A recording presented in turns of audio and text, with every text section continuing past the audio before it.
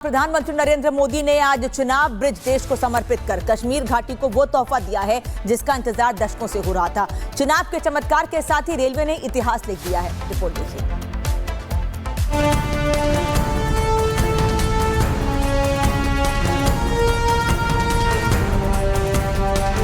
हाथों में ये तिरंगा यूं ही नहीं लहराता है। जब इतिहास बनता है तब ये तिरंगा ऐसे लहराता है।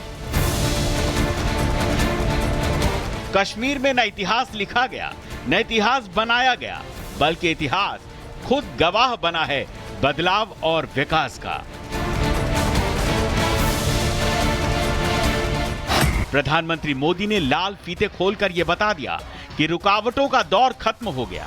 अब कश्मीर दोनों हाथों से विकास के पथ पर आगे बढ़ने के लिए तैयार है।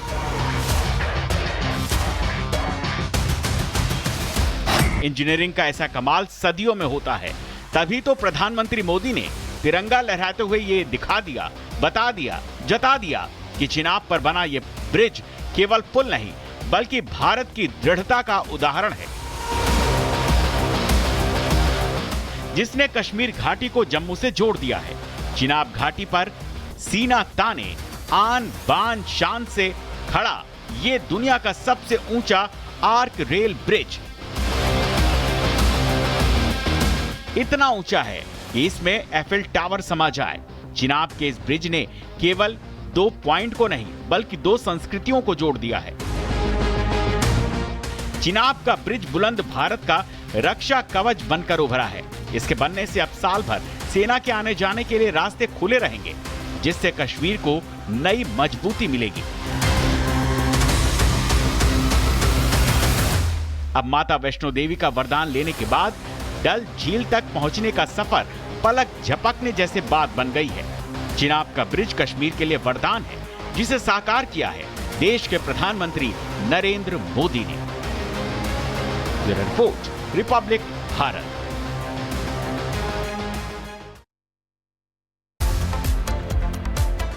तो ये वंदे भारत ट्रेन को जब हरी झंडी दिखाई उस वक्त की तस्वीर, और यकीनन ये देश के लिए बहुत बड़ी सौगात, क्योंकि देश 22 साल से इस लम्हे का इंतजार कर रहा था। और चिनाब ब्रिज जो अपने आप में इंजीनियरिंग का शानदार नमूना है, दुनिया का सबसे ऊंचा रेलवे ब्रिज, और प्रधानमंत्री नरेंद्र मोदी ने जम्मू कश्मीर को बड़ी सौगात देते हुए चिनाब रेल ब्रिज और अंजी ब्रिज का उद्घाटन कर दिया। इस ब्रिज के शुरू होने से कश्मीर जाने वालों के लिए ट्रेनों का सफर सस्ता और आसान हो जाएगा।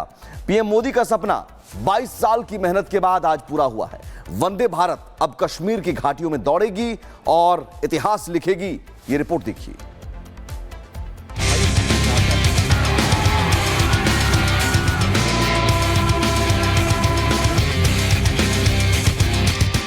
बर्फ की चादर में लिपटा स्वर्ग अब पटरी पर दौड़ेगा।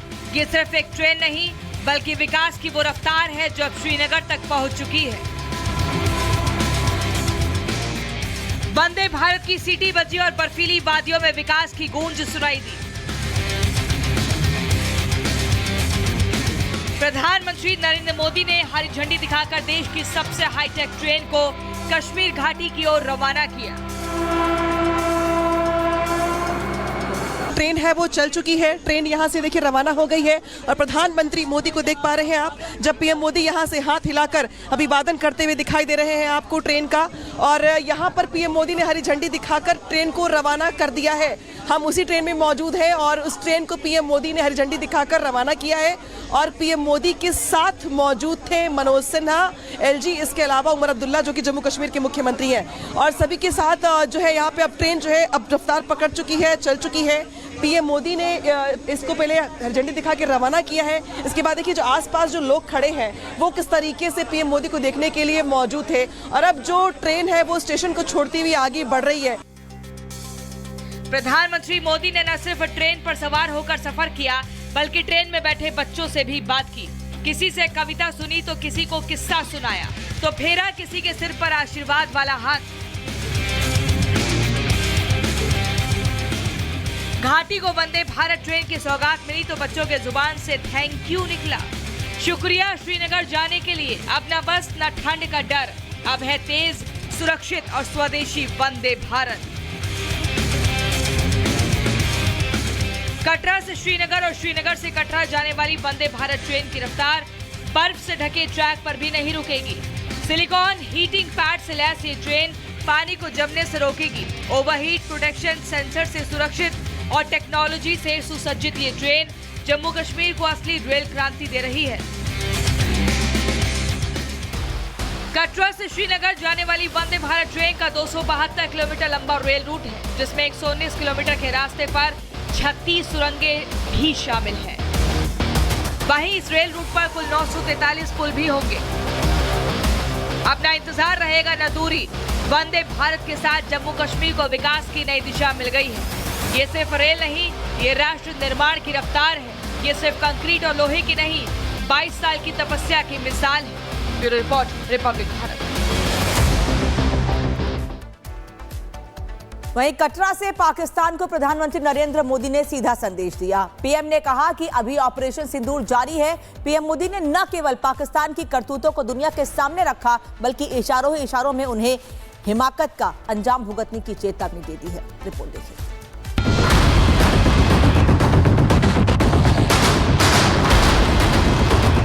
6 मई की वो रात पाकिस्तान के आतंकियों पर कयामत बरसी थी।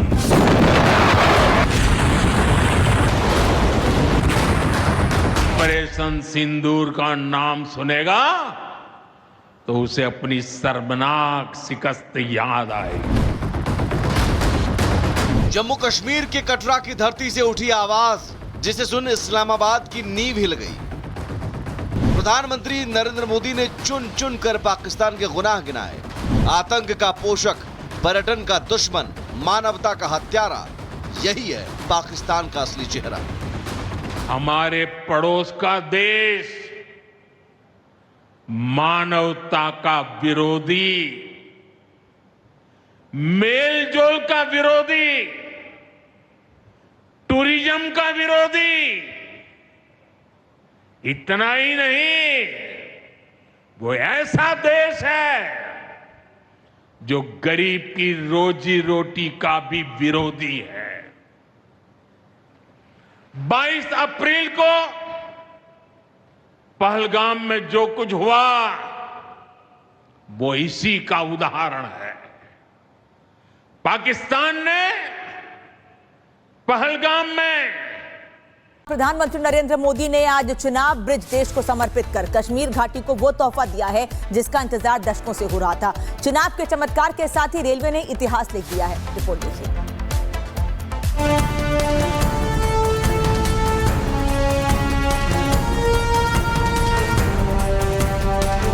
हाथों में ये तिरंगा यूं ही नहीं लहराता है। जब इतिहास बनता है तब ये तिरंगा ऐसे लहराता है। कश्मीर में न इतिहास लिखा गया, न इतिहास बनाया गया, बल्कि इतिहास खुद गवाह बना है बदलाव और विकास का। प्रधानमंत्री मोदी ने लाल फीते खोलकर यह बता दिया कि रुकावटों का दौर खत्म हो गया। अब कश्मीर दोनों हाथों से विकास के पथ पर आगे बढ़ने के लिए तैयार है।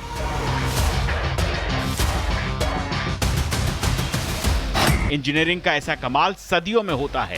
तभी तो प्रधानमंत्री मोदी ने तिरंगा लहराते हुए ये दिखा दिया, बता दिया, जता दिया कि चिनाब पर बना ये ब्रिज केवल पुल नहीं बल्कि भारत की दृढ़ता का उदाहरण है,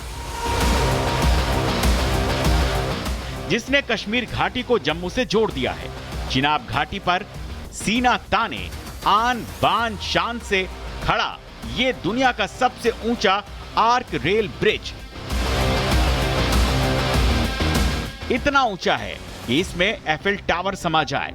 चिनाब के इस ब्रिज ने केवल 2 पॉइंट को नहीं बल्कि 2 संस्कृतियों को जोड़ दिया है। चिनाब का ब्रिज बुलंद भारत का रक्षा कवच बनकर उभरा है।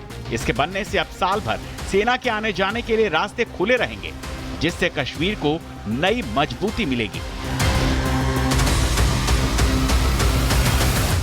अब माता वैष्णो देवी का वरदान लेने के बाद डल झील तक पहुंचने का सफर पलक झपकने जैसे बात बन गई है। चिनाब का ब्रिज कश्मीर के लिए वरदान है, जिसे साकार किया है देश के प्रधानमंत्री नरेंद्र मोदी ने।